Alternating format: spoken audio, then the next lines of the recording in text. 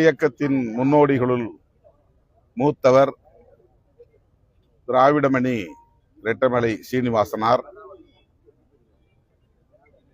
அவருடைய பிறந்த நாளில்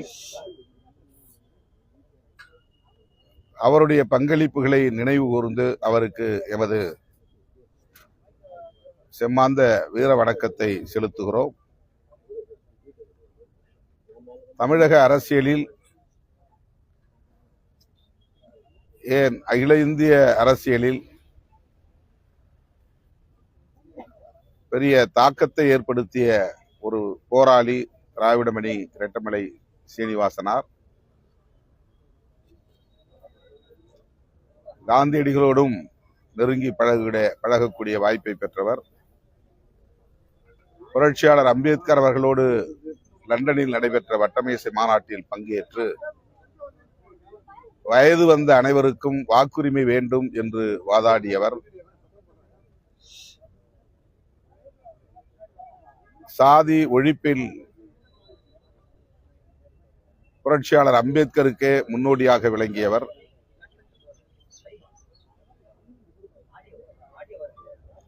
பறையன் என்னும் பெயரில் ஒரு இதழ் அவர் நடத்தினாலும்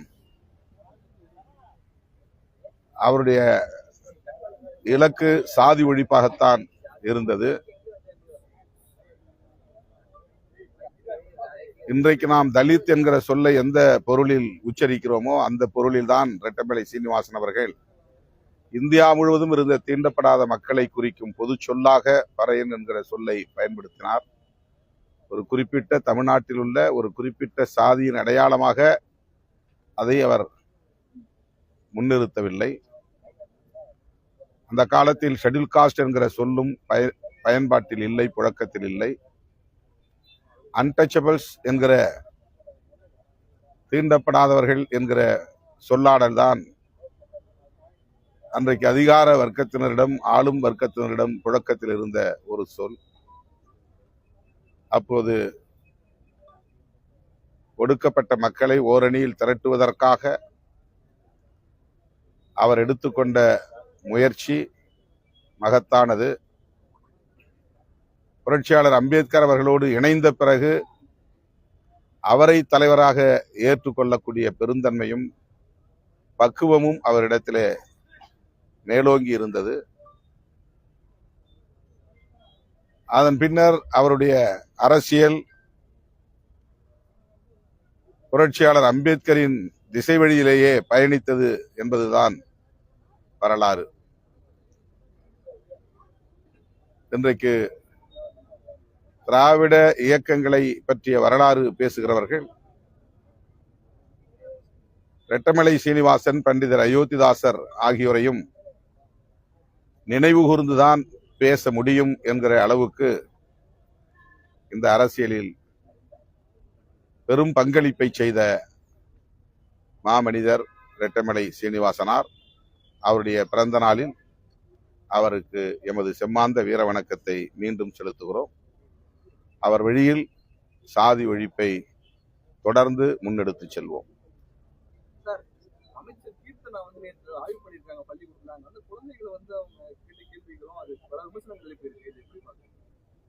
என்ன சொன்னாங்க தெரியல, நான் பார்க்கல.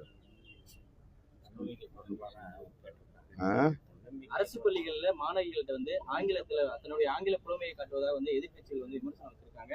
குறிப்பா அங்க இருக்கக்கூடிய பள்ளி மாணவியிடம் ஆங்கிலத்துல கேள்வி கேட்டு அவங்களுக்கு ஆங்கிலம் தெரியல அப்படின்ற மாதிரியான முன்னெடுப்பை எடுத்து அந்த கேள்வியை கேட்டிருக்காங்க. தன்னுடைய ஆங்கில புலமையை காட்டுறதுக்காக எதிர்கட்சிகள் விமர்சனம் செய்றாங்க. அமைச்சர் கீர்த்தனா இதற்கு பதில் சொன்னார், சிறப்பாக இருக்கும்.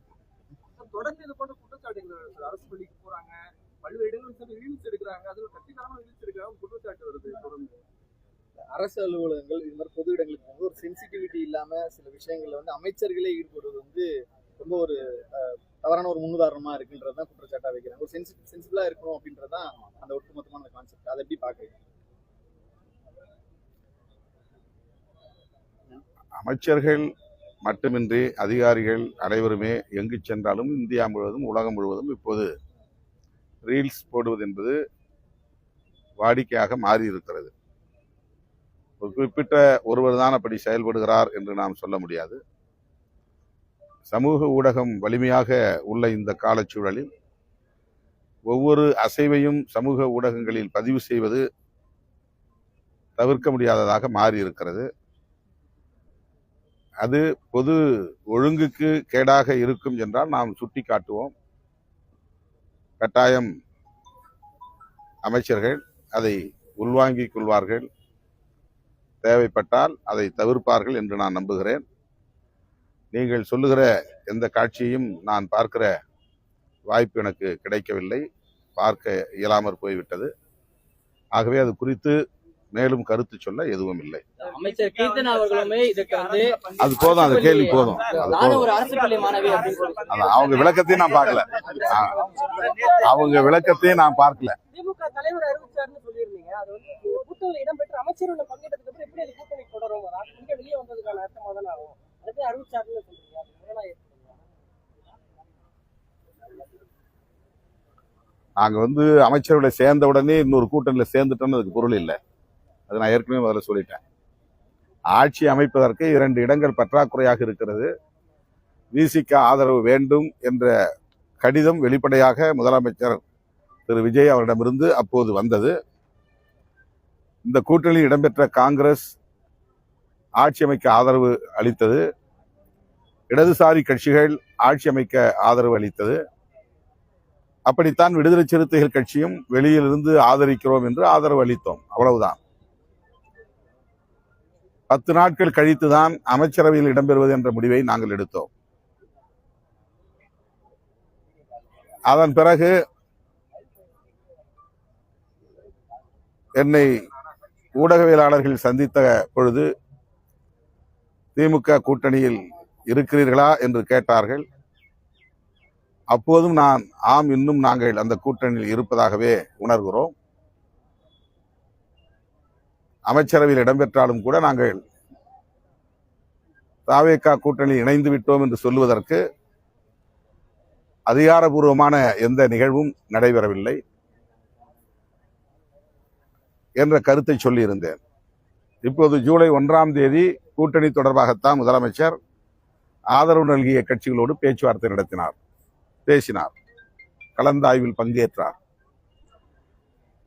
ஆனால் அந்த கூட்டத்தில் இறுதி முடிவு எதுவும் எடுக்கப்படவில்லை. ஆகவே அதன் பொருள் என்ன? இன்னும் தாவேகா தலைமையில் ஒரு கூட்டணி அமையவில்லை என்றுதான் பொருள். விடுதலை சிறுத்தைகள் கட்சி அமைச்சரவையில் இடம்பெற்ற உடனே திமுகவுக்கு நாங்கள் துரோகம் இழைத்து விட்டோம் என்று ஊடக தளங்களில் பலரும் விமர்சனங்களை வைக்கிறார்கள். இந்த விமர்சனங்களுக்கு விடை சொல்லக்கூடிய வகையில் தான் நான் பதில் சொன்னேன். அப்படி நாங்கள் பதவி என்றவுடன் திடுமென ஒரு கூட்டணியை உதறிவிட்டு ஓடிவிடவில்லை. எடுக்கிற முடிவுகள் ஒவ்வொன்றையும் அப்போது கூட்டணி தலைமை என்கிற முறையில் அண்ணன் ஸ்டாலின் அவர்களிடத்திலே கருத்துக்களை பகிர்ந்து கொண்டோம். அவரை சந்தித்தும் பேசியிருக்கிறோம். அதைத்தான் நான் சொன்னேன். அந்த உறவு தொடர்கிறது, அந்த நட்பு தொடர்கிறது. அவருடைய கவனத்திற்கு சென்று கருத்துக்களை பகிர்ந்து கொண்டு அதன் பிறகுதான்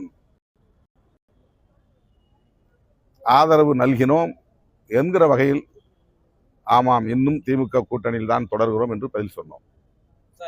அது அப்படியே இருக்கிற நிலையில் விடுதலை சிறுத்தைகள் கட்சியில் இருந்து அதிருப்தி அடைந்த ஒரு முன்னணி பொறுப்பாளரை திமுகவில் இணைத்தது எங்களுக்கு அதிர்ச்சி அளித்தது. அந்த அதிர்ச்சியை நான் வெளிப்படுத்தினேன். அவ்வளவுதான். ஆணவ படுகொலை சம்பந்தமா அரசியலும் பங்கேற்றீங்க. அது எவ்வாறான அழுத்தத்தை கொடுக்க திட்டமிட்டிருக்கீங்க? அழுத்தம் கொடுத்திருக்கீங்களா? வலியுறுத்திருக்கீங்களா?